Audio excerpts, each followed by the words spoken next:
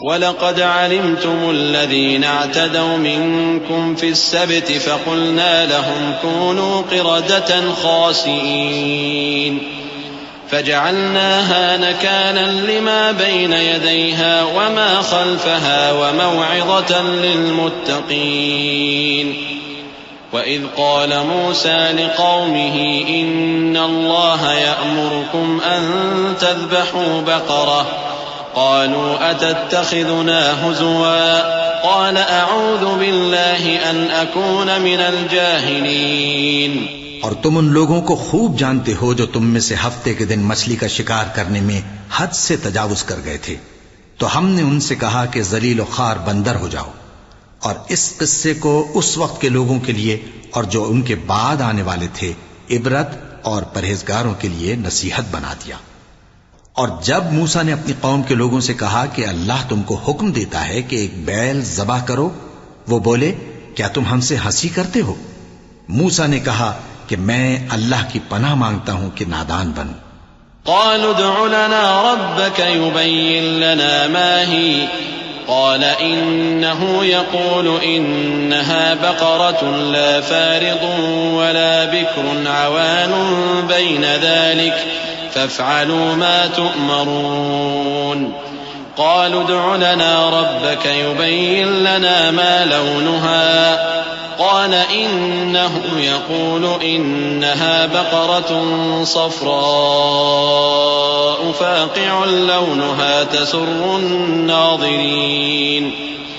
قالوا ادع لنا ربك يبين لنا ما هي إن البقرة شابه علينا وإنا إن شاء الله لمهتدون۔ انہوں نے کہا کہ اپنے پروردگار سے التجا کیجئے کہ وہ ہمیں یہ بتائے کہ وہ بیل کس طرح کا ہو۔ موسیٰ نے کہا پروردگار فرماتا ہے کہ وہ بیل نہ تو بوڑھا ہو اور نہ بچڑا بلکہ ان کے درمیان یعنی جوان ہو، سو جیسا تم کو حکم دیا گیا ہے ویسا کرو۔ انہوں نے کہا اپنے پروردگار سے درخواست کیجئے کہ ہم کو یہ بھی بتا دے کہ اس کا رنگ کیسا ہو۔ موسیٰ نے کہا پروردگار فرماتا ہے کہ اس کا رنگ گہرا زرد ہو کہ دیکھنے والوں کے دل کو خوش کر دیتا ہو۔ انہوں نے کہا اب کے پروردگار سے پھر درخواست کیجئے کہ ہم کو بتا دے کہ وہ اور کس کس طرح کا ہو، کیونکہ بہت سے بیل ہمیں ایک دوسرے کے مشابہ معلوم ہوتے ہیں، اور اللہ نے چاہا تو ہمیں ٹھیک بات معلوم ہو جائے گی۔ قال إنه يقول إنها بقرة لا ذلول تثير الأرض ولا تسقي الحرث مسلمة لا شية فيها قالوا الآن جئت بالحق فذبحوها وما كادوا يفعلون۔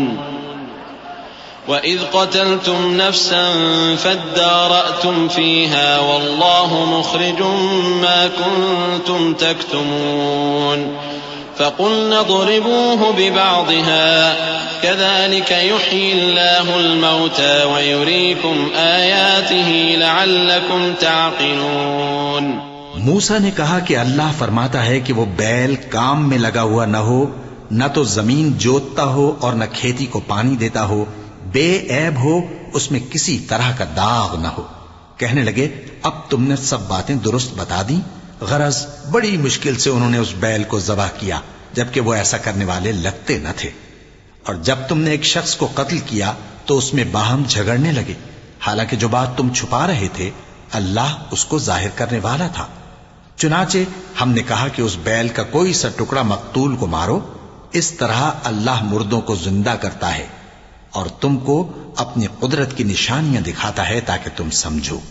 ثم قست قلوبكم من بعد ذلك فهي كالحجارة أو أشد قسوة وإن من الحجارة لما يتفجر منه الأنهار وإن منها لما يشقق فيخرج منه الماء وإن منها لما يهبط من خشية الله وما الله بغافل عما تعملون۔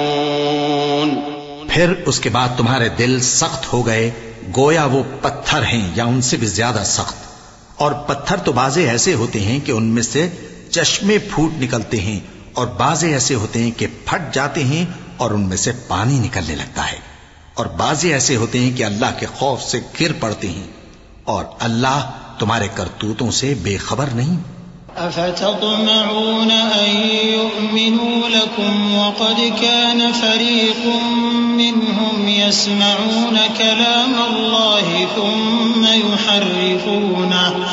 ثم يحرفونه من بعد ما عقلوه وهم يعلمون وإذا لقوا الذين آمنوا قالوا آمنا وإذا خلا بعضهم إلى بعض قالوا أتحدثونهم بما فتح الله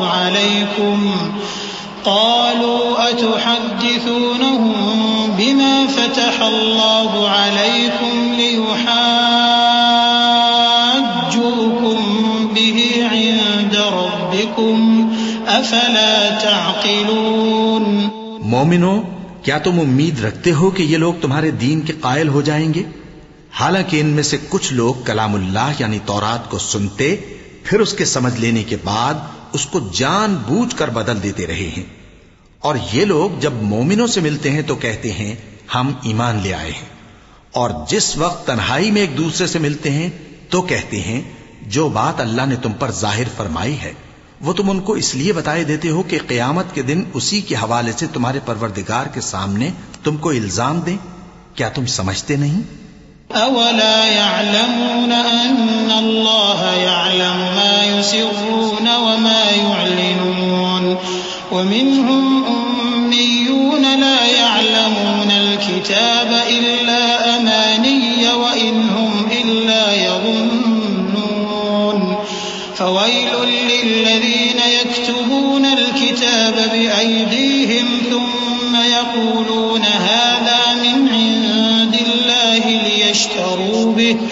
ليشتروا به ثمنا قليلا فويل لهم مما كتبت أيديهم وويل لهم مما يكسبون۔ کیا یہ لوگ یہ نہیں جانتے کہ جو کچھ یہ چھپاتے اور جو کچھ ظاہر کرتے ہیں اللہ کو سب معلوم ہے؟ اور بعض ان میں ان پڑھ ہیں کہ اپنی آرزوؤں کے سوا اللہ کی کتاب سے واقف ہی نہیں، اور وہ صرف اٹکل سے کام لیتے ہیں۔ سو ان لوگوں پر افسوس ہے جو اپنے ہاتھ سے کتاب لکھتے ہیں اور کہتے یہ ہیں کہ یہ اللہ کے پاس سے آئی ہے تاکہ اس کے عوض تھوڑی سی قیمت یعنی دنیاوی منفعت حاصل کریں۔ سو ان پر افسوس ہے اس لیے کہ بے اصل باتیں اپنے ہاتھ سے لکھتے ہیں، اور پھر ان پر افسوس ہے اس لیے کہ ایسے کام کرتے ہیں۔